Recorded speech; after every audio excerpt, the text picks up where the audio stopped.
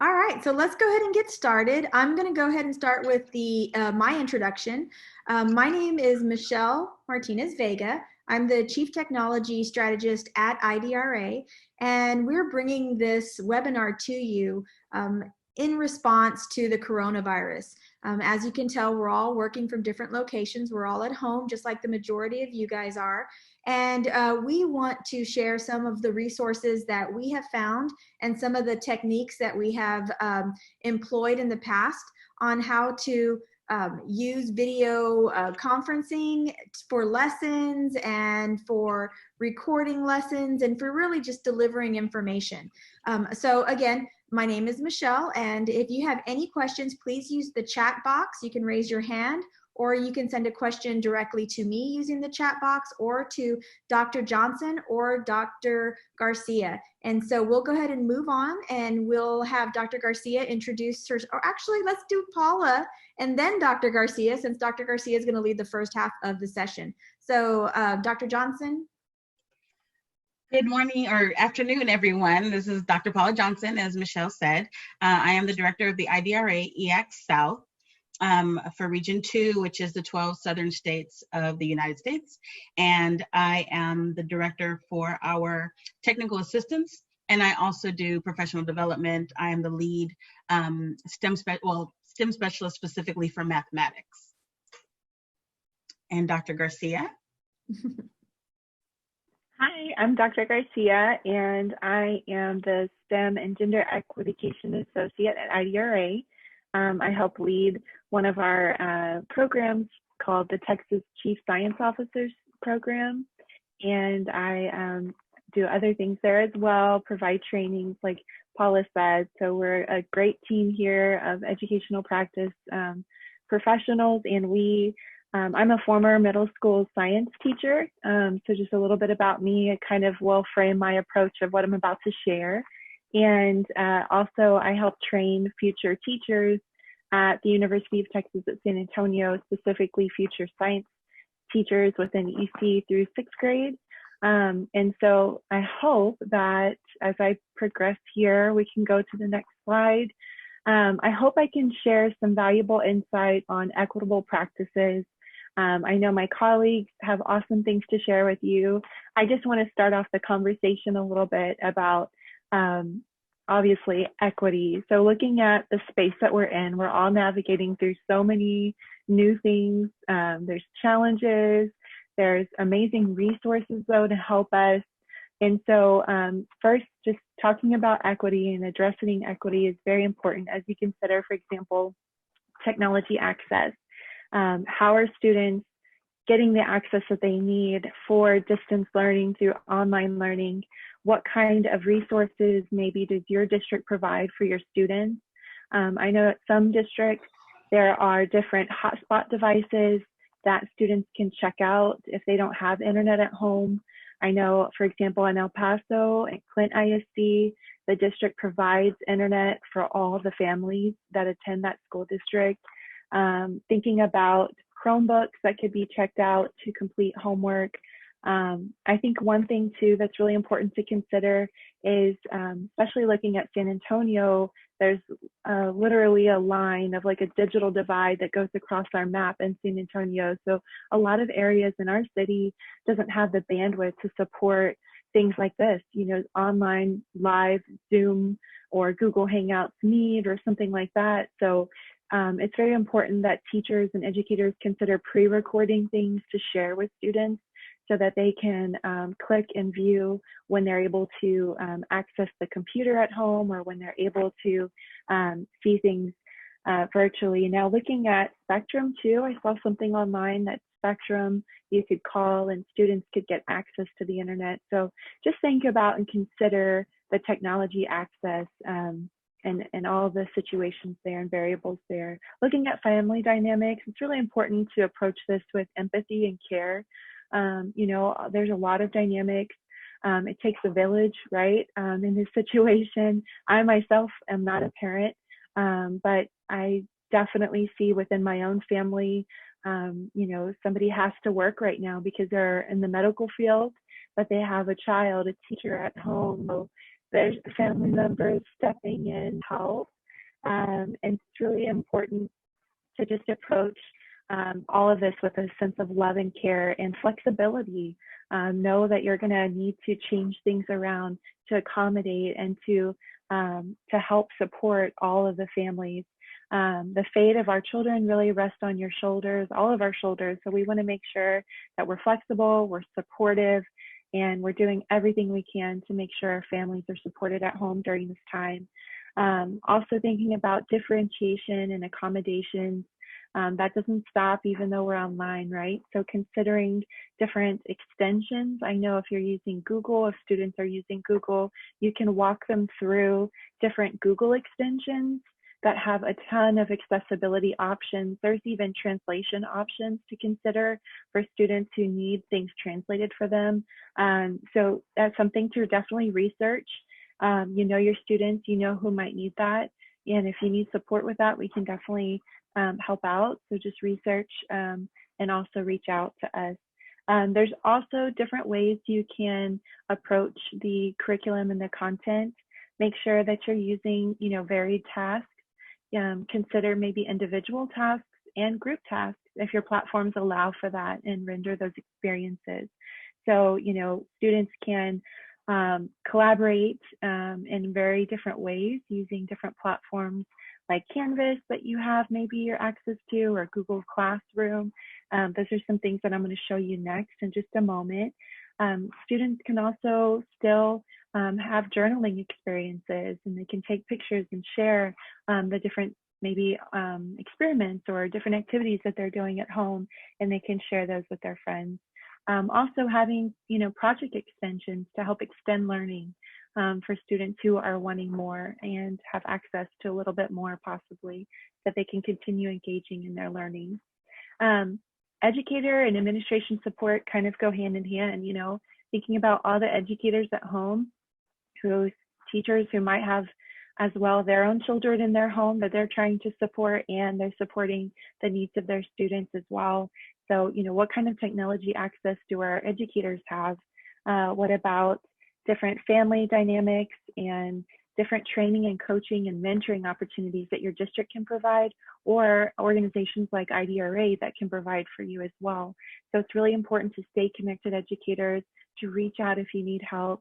And if you're not getting the support that you need maybe from your district at this time because there's just overwhelming sense of need going on, feel free to reach out to us. We're so willing to help support you. And administrators as well. This is new territory for everybody. So make sure that you, once again, know your resources and reach out when you need it. If you can go to the next slide, I want to show a couple different tools that might be able to assist educators. So looking at online modules, one thing that I have learned as an online graduate student, I had a lot of coursework that was online, but also, thinking about lesson plans that I have set up for students online. So this is like just an example. There's a million ways you can approach this, right? So looking at a learning module such as this would be a module that would take a week for students to complete. So you're chunking tasks, that's super important for all learners. And you are hyperlinking different resources within this module. You're supplementing this module with prior podcasts or YouTube videos that help them through this. So this isn't something that you generally introduce. This is something that you have kind of worked up towards through providing a video that explains what the module is and walks students through and parents through these modules so that they can successfully complete these at home. And then throughout this module, you'll see through this example in particular, there are individual tasks and then there are group tasks. So already there's established a small group for the student to work through. And this is just a nice, consistent workflow that students can expect every week and that they can continue to work through every week. And so the tasks will change, but they know that the structure is the same. They know that the structure will continue to be, looking like this as they continue through their different science units, for example. So looking at the example here, there's a thought question, there's an overarching question that students will explore through an individual post. through this task here, there's readings that are identified for students to explore. There's a podcast that's available to walk students through it. There's an external link that takes students to National Geographic website, looking and exploring ecological relationships. Then there's a small group task that students will interact with together. And then lastly, there's a reflection that's due. So this is something that, like I said, is just an example, but find what works for you. Find a consistent workflow that helps set you, the teacher, up as a, in a great position, as well as your students, and utilize all the platforms that you have. For example, if you have access to Google Classroom from your district, there are a ton of really great apps that you can hyperlink through this one Google Doc, because this is a Google Doc here that I just took a screenshot of, right? And so Canvas, same thing, Blackboard, same thing. This is something that we use through Blackboard in the higher education, right? So this could be modified all the way down to elementary using whatever platform your district has access to. And what I'd like to make, a little note of is some of our states around the US, I just got another update today about high stakes testing and how those are being waived during this time or completely waived for the school year. So this is a wonderful time to leverage open-ended tasks, to leverage project-based learning. And so something like this example here of an online learning module, this could have a whole component with all the different subject areas. So you can attack the same project or the same problem, open-ended problem question, through English and science and mathematics and history and so on.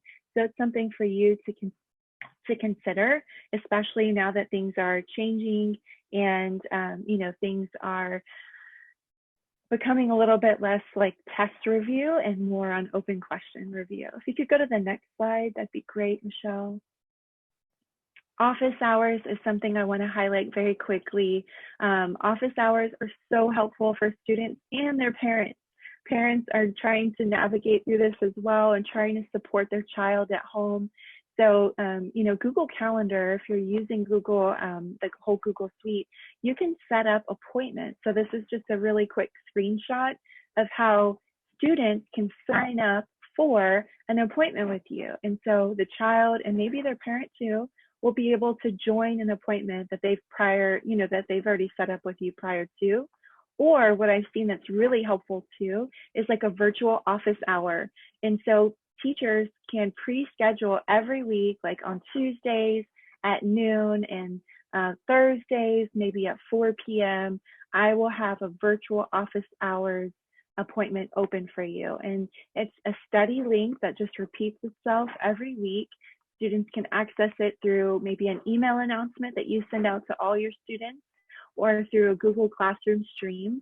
So it's really important that one, you set something up that's consistent, and two, you ensure that all your students and their parents have access to the link to join. So another great way when you're thinking about access is many of these platforms such as Zoom, which is what we're on, or Google Hangouts or Hangouts Meet. They keep changing the name. But there's also phone conferencing options. So if, like I said earlier, when you think about equity and network bandwidth, it doesn't always support these kind of live virtual calls. So there's sometimes features where it will add a phone number students or parents could call into with a PIN to access the meeting. So that's a really great option you want to make sure you utilize. So just make sure it's accessible for all families. If you can go to the next slide, Michelle. Thank you. Lastly, there are lists upon lists upon lists online. So this is a screenshot of one that I found on Facebook that my colleague shared with me as well. But there are so many wonderful opportunities to engage through like Facebook groups, where there's like COVID, community of practice, like there's all these really great links and groups that you can get involved in to make sure you're getting the support you need. Some are geared just for educators, some are open to educators and families and students. But there's so many lists that people are sharing. IDRA is to follow up with us. We'll make sure to send it out to everybody on this call, but we're working on providing a list for you online as well of so many resources for all age, for all subjects. supports for parents as well to navigate through this. So it's really important that you utilize whatever you can to help make this easier for you. And like I said earlier, we can provide coaching and mentoring. We can help support you through this time. So make sure that you look for these resources, research and find them, but also reach out to us because we're here to support you. I'm going to go ahead and take it to Michelle so that she can lead through her portion.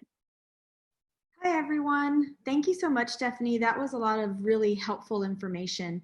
Right now, what we're going to do is just kind of go over Zoom. Zoom has a lot of really cool options, and it has a really nice free service that whether or not your school district's paying for it, you can still access it.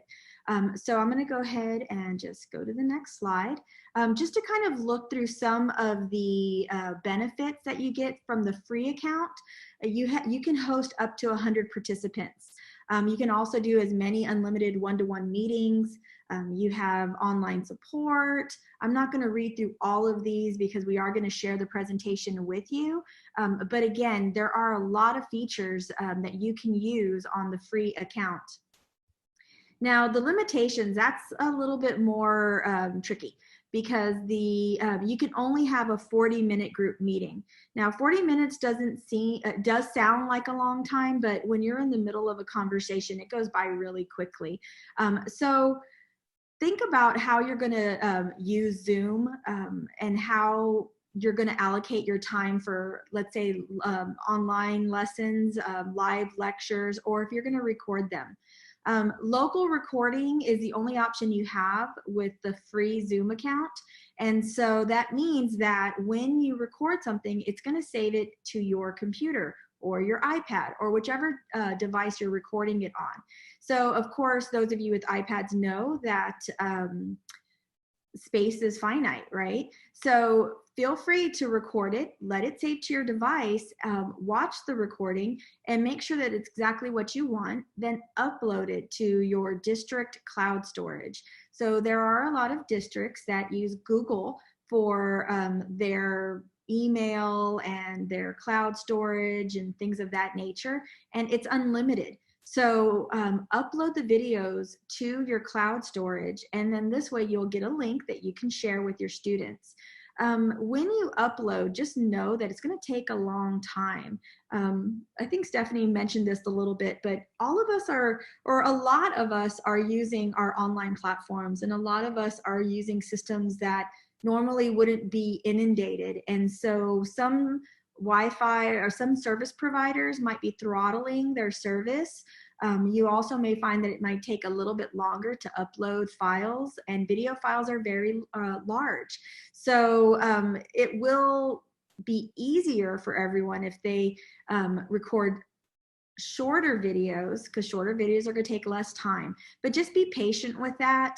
And just know that when you have a recorded video, you can upload it. You might want to do it overnight so that you can sleep and you don't have to worry about how long it's taking, or while you're sitting down and relaxing and watching TV.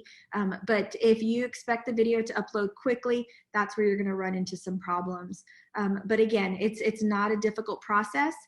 Just like Stephanie said, at IDRA, we are here to help you. So if you even need some technical support, feel free to reach out to us. If you go to our website, www.idra.org,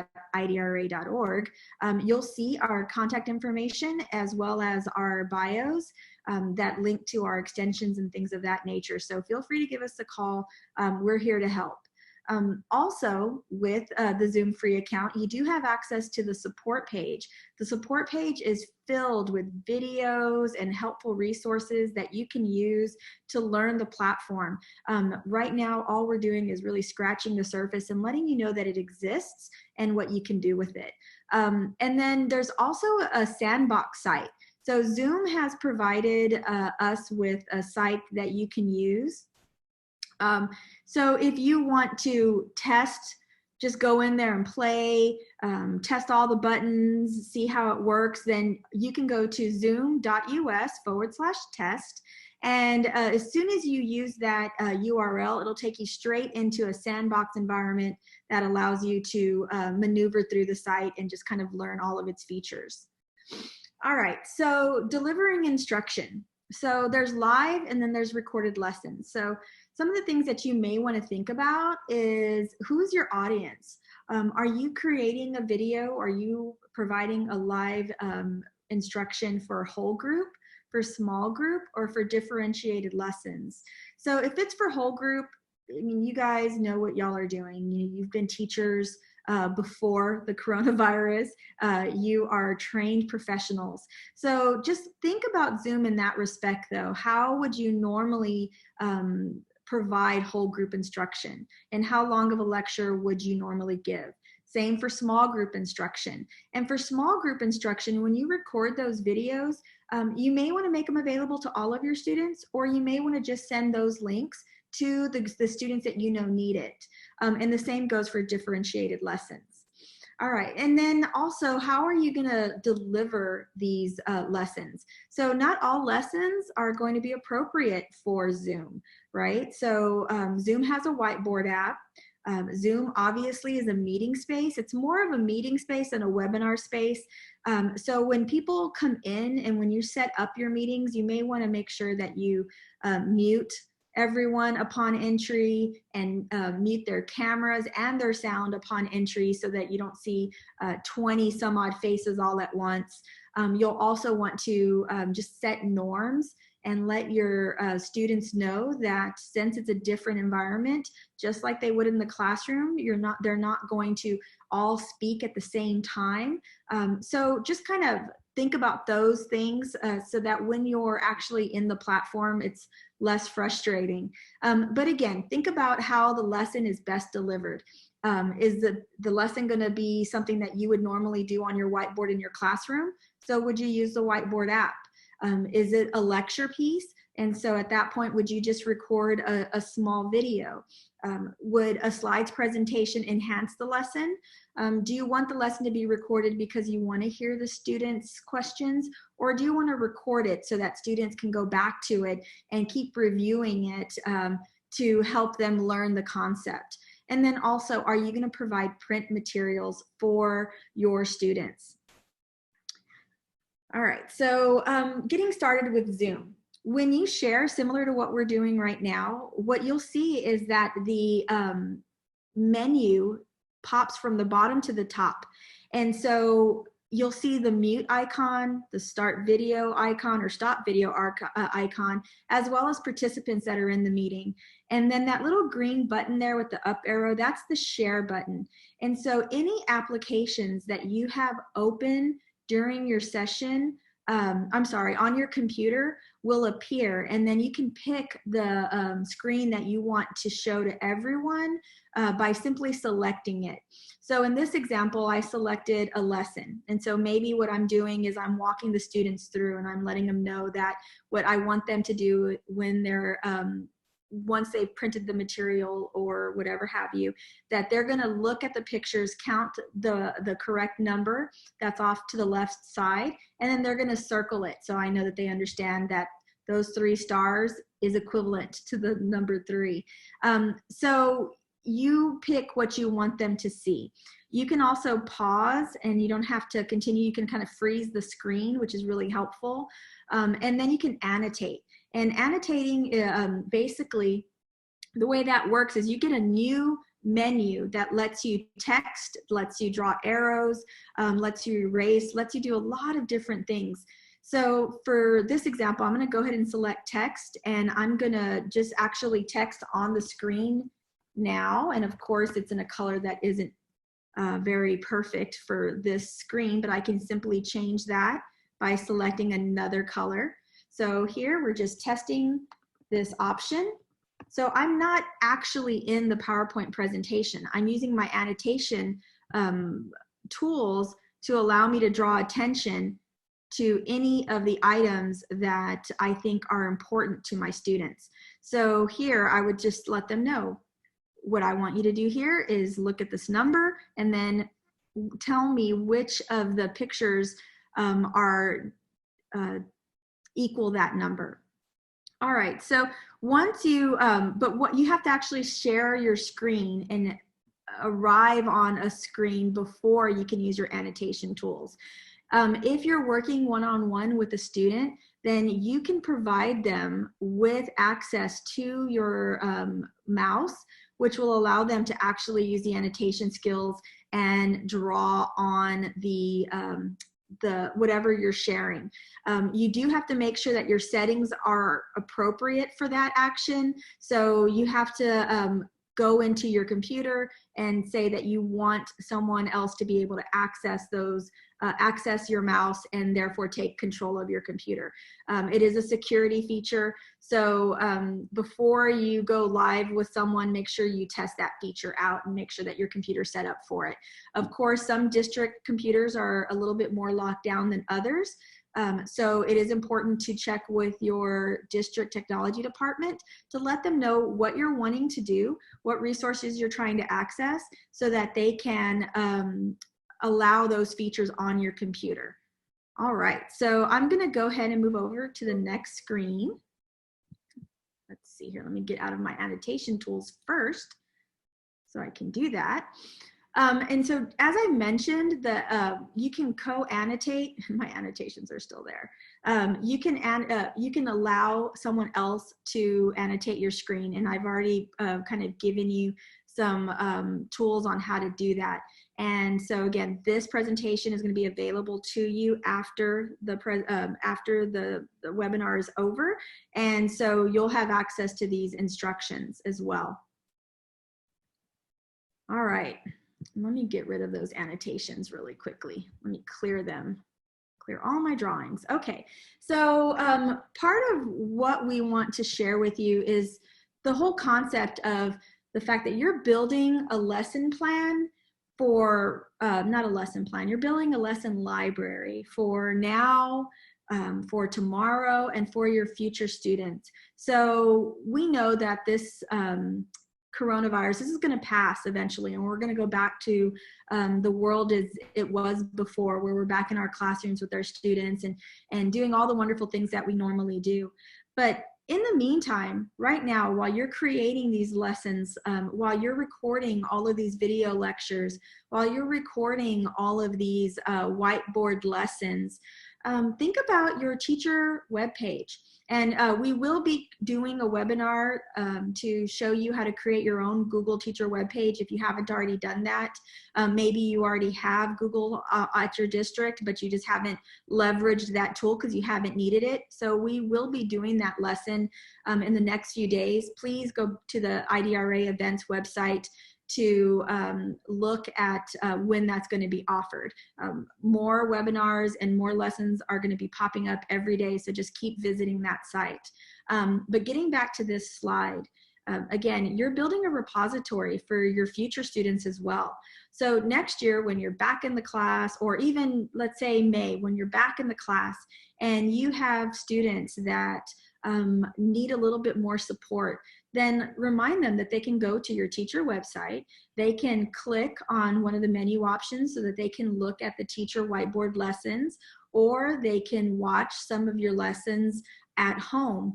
You know, the equity piece that we always talk about at IDRA, this is part of that. And it's really great because if a student needs additional support, you know, they've been sitting in your classroom and they've been feverishly taking notes and they feel like they got it, but then they get home and they're like, oh, what happened? I lost everything. My notes don't make any sense to me. Well, if you have a well-built teacher website with all of the lessons that you're currently recording, with all of the lectures that you're currently recording, then they can go back and watch those and they can get that supplemental help, almost like a flipped classroom, so that when they come back into the classroom the next day, they're going to feel more prepared. They were able to do their homework. You know, all these wonderful things that you're doing right now are helping your current students, it's helping your parents, and it's also going to be helping your future students. So, you know, in the event that you're feeling a little like, wow, this is a lot, this is overwhelming, again, these are things that you're doing to prepare yourself for the future, to prepare your students for the future. And just like we leverage YouTube and we leverage Khan Academy and all these great website resources, your students will have customized lessons right here that you've created. All right, so moving right along, we are going to actually go to Paula, and she's going to model how you can use the whiteboard app on Zoom to record a lesson. So I'm going to go ahead and pass it off to Paula. I'm also going to stop sharing so that she can share her screen and she can access her whiteboard app. All righty. So let me share my screen. So again, I am Dr. Paula Johnson. I am the director of the Equity Assistance Center and the Math Specialist in Residence at IDRA. And I wanted to share that the first thing I would say to all of you teachers and parents is don't panic. If you've ever watched Hitchhiker's Guide to the Galaxy or read the books, just don't panic. Even we at home, the STEM team, as much as we use technology, this is still new for all of us. So the first thing is I just want people to, especially the teachers, I know you miss your students. I've gotten several messages from my students, my children's teachers about missing them and wishing we were back in school. But it is prayerfully or hopefully just a short amount of time, and we will all get through it together. So Michelle asked me to do a math problem using the share feature, and so I'm going to go into a problem and use the whiteboard to do the problem. And I want to do I don't want to annotate, I want to use the whiteboard. Where's my whiteboard? So Paula, go back to your share. I'm in my share. And then you should, up at the top, you should view options. There you go. And you should be able to jump over to the whiteboard. Okay, Perfect. Here we are. So I chose a problem that would be around 7th grade. I'm not quite sure if it's correct for the time frame of the year. As a math teacher, I always taught high school, Algebra 1, Algebra 2. But I know that a lot of teachers helping parents right now, parents kind of freak out about math. They think, I think everything else is pretty okay, but when it comes to the math, they kind of start getting a little worried. So I did not do that. Who did that? There we go. So when we talk about word problems, I know that's another thing that just kind of layers on the anxiety for parents, but I like to use the whiteboard application to draw things out. I think it's really helpful when students can see the problem visually. And I know that there's a concern for, like our teachers are sending home packets. And then my older son is in a STEM academy, and so he's getting everything through Google Classrooms.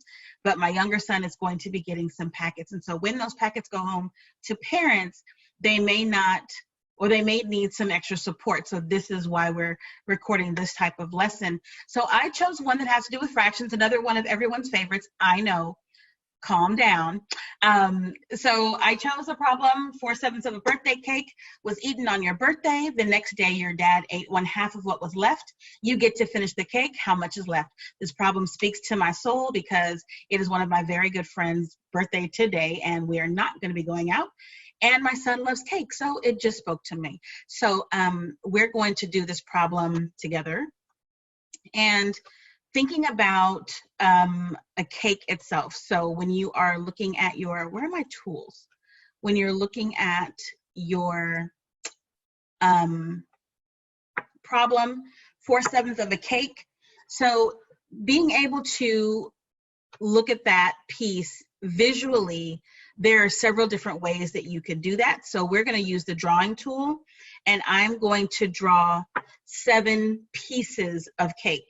And so I am going to use just an arbitrary shape and make 7 pieces of cake.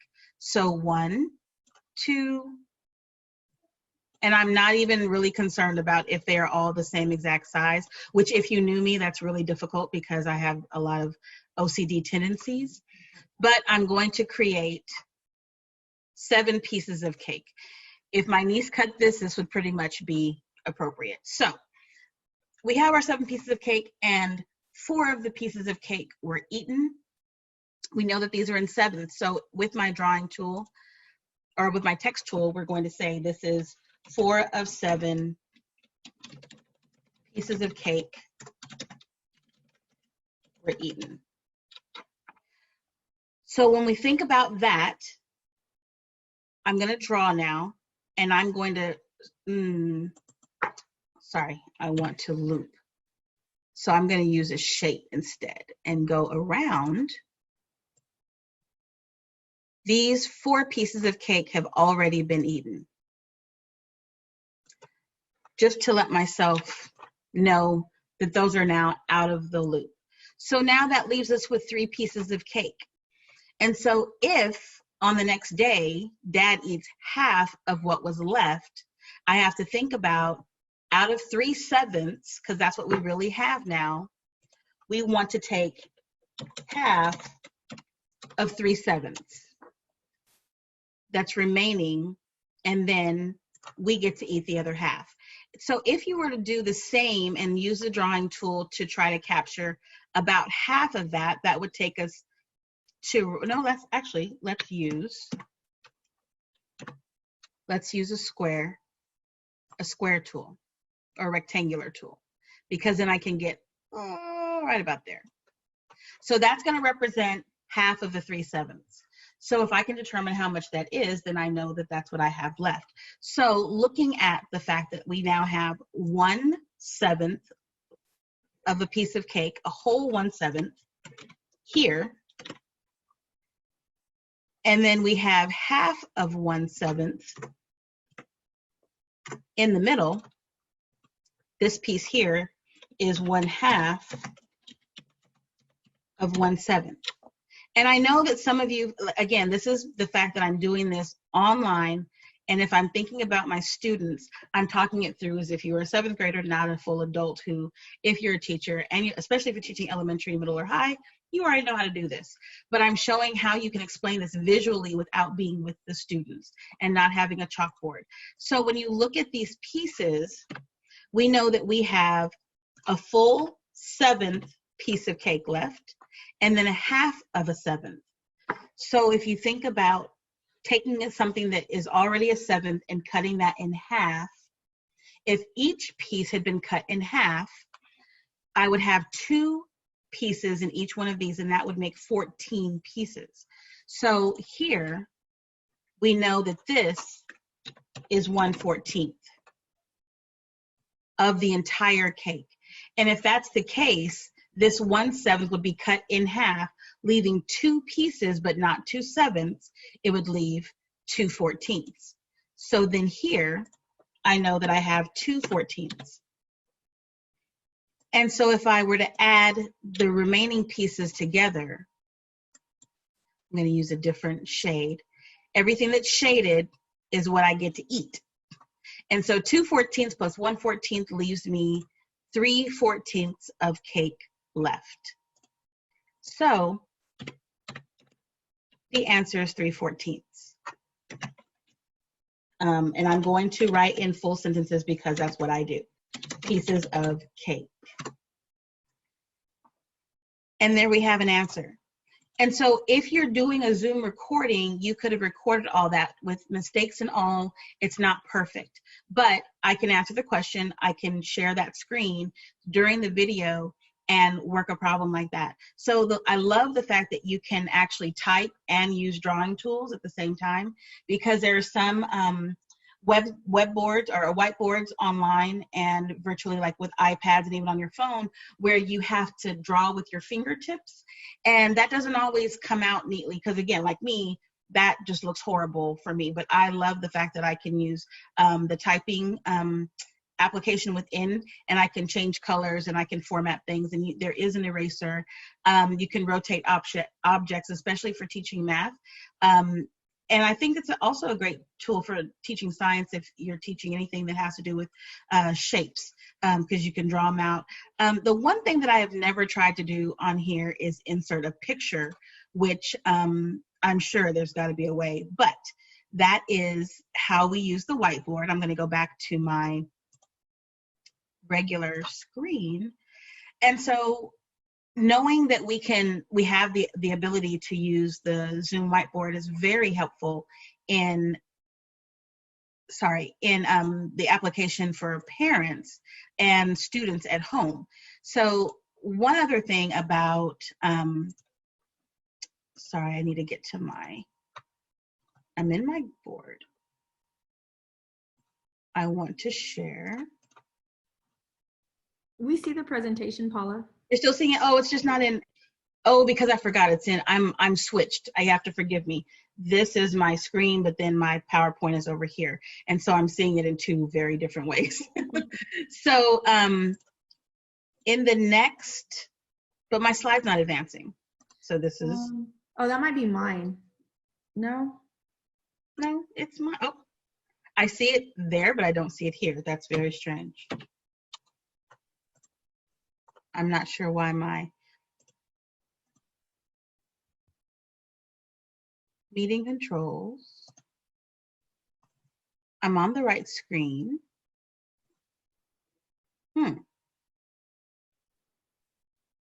Maybe you want to stop share and then just share the presentation? Maybe. But then it all went away. So let's do that again. And go back here and share. Okay, yes. And so I knew the screen was coming, and not just for you, but for me. Zoom tips and treasures. So never fear, we're all in this together. The thing about it is we can't worry. Like, I know that I will draw a line 50 million times when I'm in a classroom, but we cannot worry about neatness at this time. We cannot worry about making mistakes, and we cannot worry about getting it right the first time, because mistakes are going to happen. This is my 26th year of education. And so the world of technology is extremely different than when I first started teaching. Just having a graphing calculator was an amazing thing. So we just have to take it as it goes and not put the world of the weight of the world on our own shoulders. You're doing the best that you can. I know that. And so parents and teachers have to know that really this is not a time for us to feel like we have to be perfect. Just keep going. That's all I can say. With that is also some tips. I wanted to think about the teachers. Using technology is going to be great for teachers, and I know that a lot of you are in communication with your parents and vice versa. My school district has been lovely with providing us with phone calls, emails, and even text messages to check our emails and phone voicemails. So we are definitely keeping in connection with our district and our teachers at the campus level. But I know a lot of teachers are trying to help soothe parents' anxiety during this time, because there are a variety of situations, which led us to do this webinar, that we know that there are so many different circumstances going on in people's homes right now. You have parents who can be at home, like I'm home. I have two preteen boys, 5th grade and 7th grade, that I am keeping busy. I'll talk about that in a minute. My husband, though, is a full-time student, so online, so he's already home. So me being at home is okay, but I wasn't concerned about daycare. But I know that there are children whose parents need to be at work, and they're trying to figure that out. Then on top of that, there are a variety of infrastructure differences at home. We know that here at my house, we have the top internet speed. We have 50 million things connected to the internet. And then there are places where a cell phone might be the only means of mobile connection. And so what do you do with that? So that's why we're developing these webinars to help aid people on each spectrum of what we do during this time. This is unprecedented. It's never been done before. So this is all new. But one thing that I would say as a parent teacher being at home is there are still, thousands of ways to engage our students at home during this time. I had to explain to my sons that yes, we are technically on an extended spring break, but that they know even during the summer, even during holidays, I am very much about continuing our learning, even if it's not necessarily based on the TEKS, but I always want them to learn different things. So in the web pages that we'll be sharing, there are several virtual field trips that can be taken. We visited otters, we looked at an aquarium, we went to the zoo, we actually went to a few art museums. So far, and that's just this week, and they're excited about that. They understand the circumstances, but they are always wanting to learn about something new. So I let them also tell me where they want to go. We get moving. So we have a Ring Fit through the Nintendo Switch, which is an exercise kind of gaming platform where you learn how to do different exercises, and at the same time you're actually going through the challenges in the game. But get moving, go for a walk. There's nothing wrong with going outdoors and getting some fresh air. Go up and down the stairs, do some jazzercise, some yoga, deep breathing techniques. So we have a get moving time every day. We also are incorporating playtime and art, especially with the little kids. This is not a time for them to be like, I'm glad the Star has been canceled for this year, because my children's students were actually worried about that. But we are doing art projects, and we're doing puzzles together online, and we're actually pulling out all of our game boards and things like that. So incorporate play during that time. Find your district resources. Our district websites in San Antonio especially, and I know actually across the nation, are trying to provide parents and teachers with as much information as possible as to different websites. They're working with vendors and other organizations to provide free access to certain places. Something that I don't know if we mentioned earlier, we know that in some places where not everyone has internet, local area, like at the schools, you can go park in the parking lot and still access the internet to at least download resources to bring home to then work on your home computer or tablet, or through other online resources. Also, again, the communication between teachers and parents is just so crucial right now. Everyone needs to be soothed. It's going to be okay. That's all we're doing everything that we can do. So it's just a matter of keeping up to date on it. If you don't have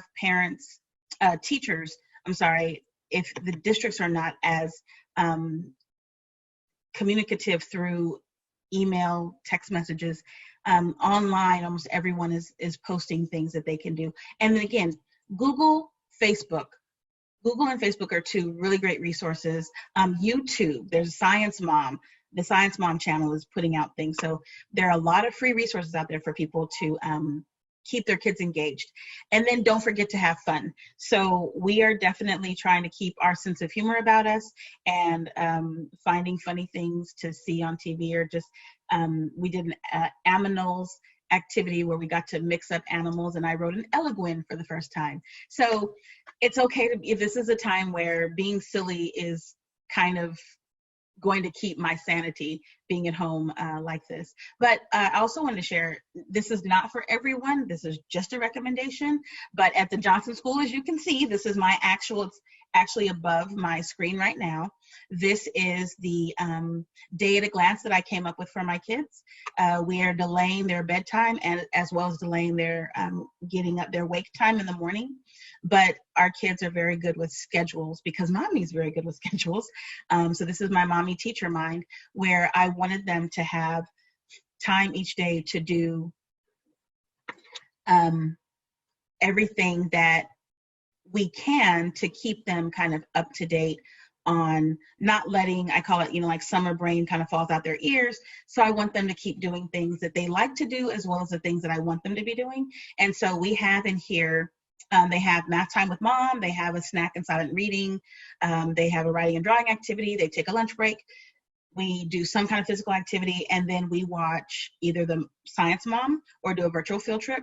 They still have to do their chores, and then they have free time, dinner time, family time, and then we try to keep to routine where I did mention they are tween, preteen boys, they definitely have to shower every day and brush their teeth, all those things, keeping into that routine. And so another thing about that is when we when we're at home for an indefinite amount of time, I know that everyone is stocked up on snacks. It's a tongue twister. But I'm making sure that they stay on school stomach, because otherwise these two boys will eat me out of house and home. So as teachers and parents, it's important for us to remember that we don't want to be, after these 2 to 3 weeks, I don't want to gain weight, and I don't want my kids to be little sloths either. So keeping them moving and making sure that they stay on a nutrition schedule as well. I also wanted to share, because we are a gaming household, my gosh, we have, my boys both have a Switch, my husband has a Switch, but Switches, the Nintendo PlayStation and the Xbox can all be used for students who don't have a computer at home. They can use, at least I know of these 3 game consoles, they can be used for internet access. And so they can download information. They can go online to YouTube. They can be watching videos or doing virtual tours. They can access the website for the school district and read up on what it is they need to know. If they have Google Classrooms or some other form like that, they can check it there. They can go to Khan Academy and all the other wonderful online resources for reading and books and music and exercising and all those things they can do through their game consoles. And all they have to do is connect to Wi-Fi. So if you have Wi-Fi at home, they should know. Most of our kids probably know how to do that, but adults may not recognize that they can use that same technology to access instructional materials. And the final thing about that is you can, if they have a Switch, they're portable. And so you can even take Switch and the Xbox and all those, you could actually take to a site where there is internet access that you have access to. So again, the school parking lots, like being near the school building, sometimes they're blocked, but possibly Starbucks, Panera Bread, all those kind of restaurants that have internet access, you could take the device there, plug it up, get it active, download what you need, or at least get the sites, and then take it back home. And so I did want to share that, because that's a piece of technology that I hadn't thought about until just yesterday talking to my boys. And so that's about it for the content segment, and we have a few minutes. Paul, I'm going to cut in real quick if you don't mind. No, you're fine. And if you can stop sharing your screen, I'm going to share mine. Mm-hmm. Okay, so some of the things that I wanted to bring up before we started the question part was backgrounds. So backgrounds are fun, and you can kind of get carried away with them. But right now I have a background on. I can, with the free account, you can also choose not to use a background. The reason, and so like right now, no background, that's just my wall. But the reason I bring it up is because maybe you're feeling a little anxious about your space. Maybe you don't have a home office set up. So you can actually use a virtual background, and you can add different backgrounds. So the one that you were looking at earlier, that happened to be a background of an office. So you can choose different backgrounds, and I don't want you to get too carried away with them. But it's nice to be able to have that option, especially if you're worried about your space. We're not all fortunate enough to have our own office space. Another thing that I wanted to bring up was some considerations. Paula brought it up. Stephanie also brought it up, and then looking through the chat, we see that several people have asked us questions in regards to what they're doing for their students that don't have internet access.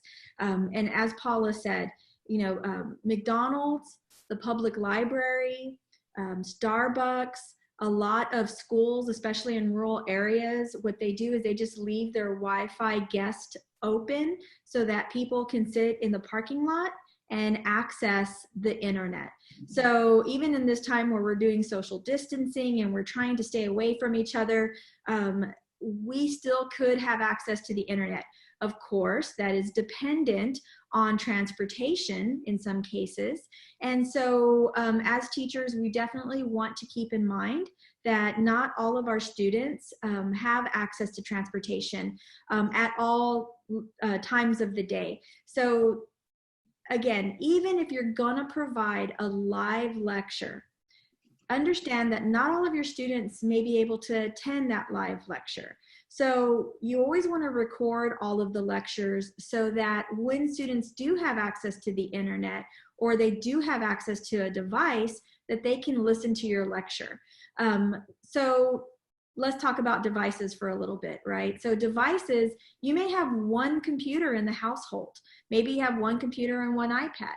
Maybe everybody just has cell phones. Maybe there's only one cell phone. So take that into consideration as well. And maybe you can send out a poll to your students where they can answer anonymously so that you know where everybody's at, and then, or not anonymously, so that you can reach out to that student and discuss some options.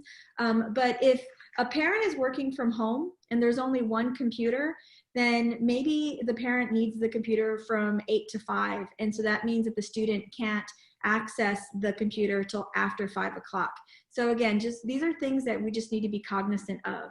Another thing that I wanted to do is I wanted to kind of share with you guys some of our resources.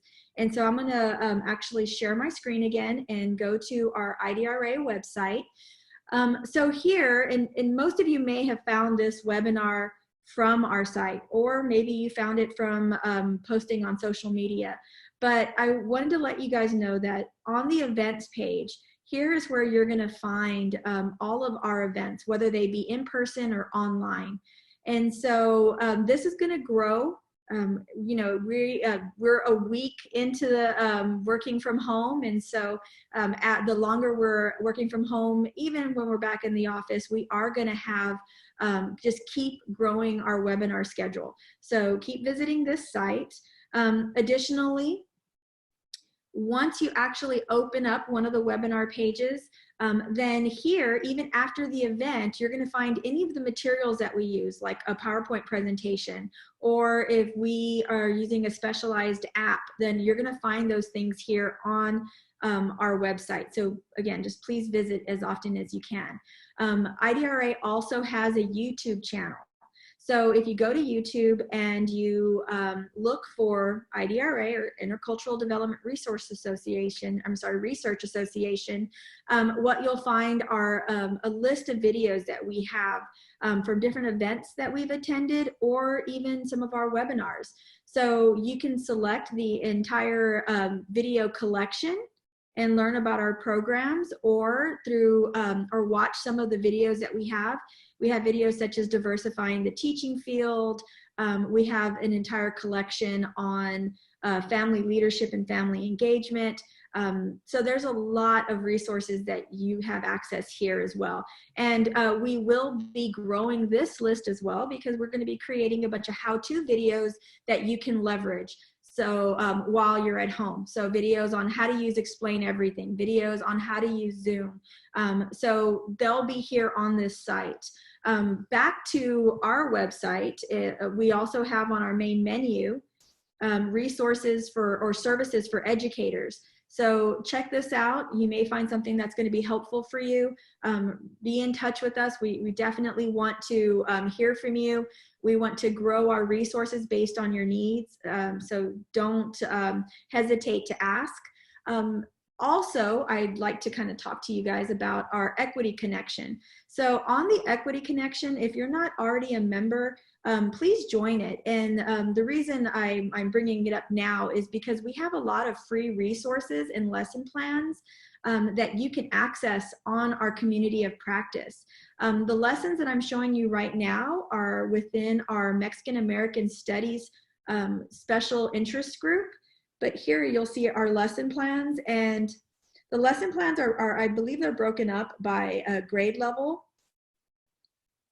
But you can just kind of scroll through and see all the different lesson plans that our community of practice have contributed. These are lessons that IDRA has posted, our members have posted.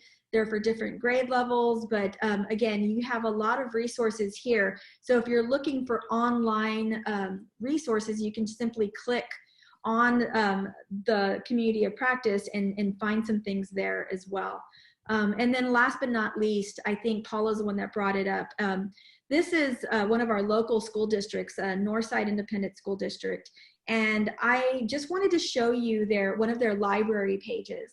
So if you go to your school district and if you go into their library site, what you'll find normally are resources that the district wants their teachers and their students to use. And some of these, and most of them, are either paid for by the state or by the district.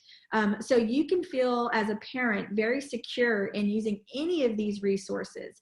If you don't know the login information, you can always contact the district librarian. Usually on the district webpage or on the campus webpage, you'll find the librarian's contact information. But I just wanted to point this out because we are in a resource-rich environment. And so let's leverage everything that we have. Northside is just one of the districts, SAISD, and many others within our local area or within your local area have created sites like this. So please leverage them.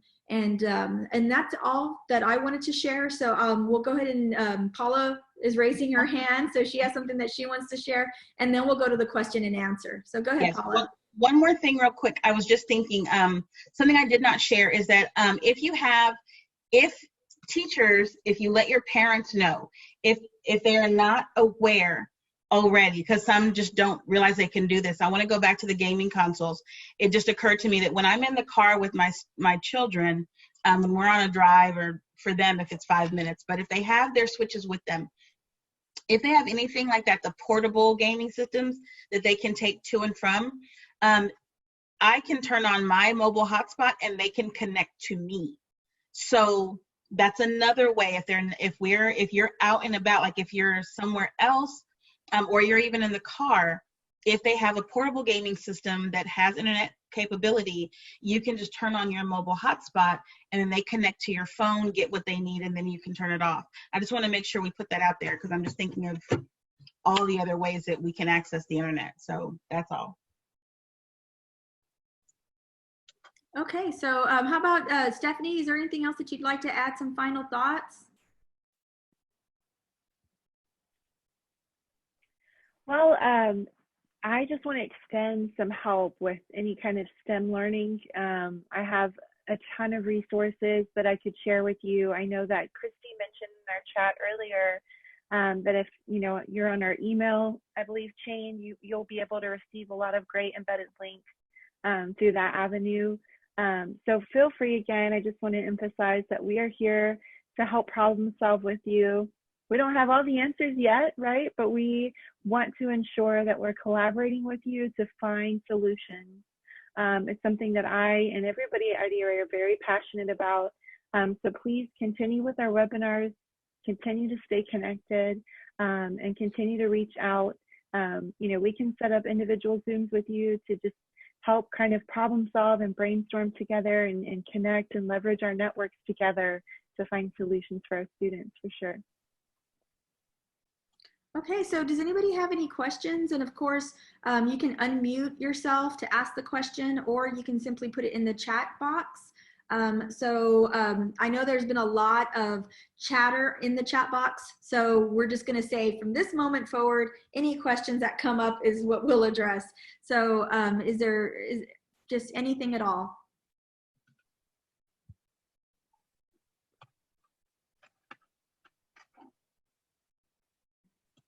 You can always raise your hand as well.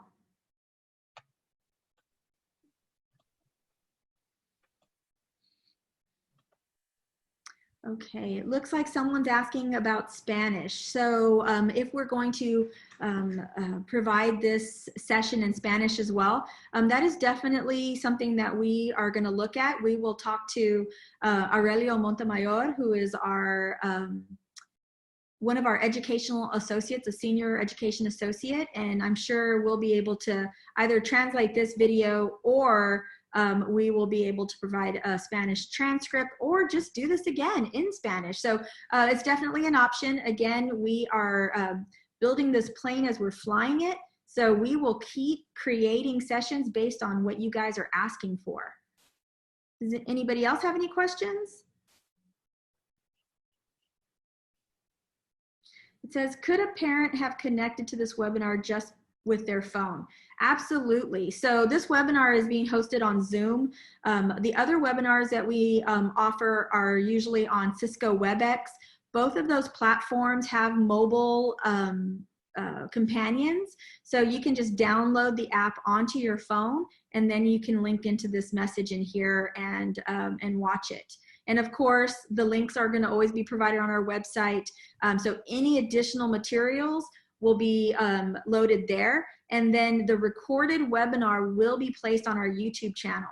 So if you didn't get a chance to watch the whole thing, or if you want to share it with somebody, or if, again, there's intermittent internet or any of those things, you always can just go to the YouTube channel and watch the videos there again.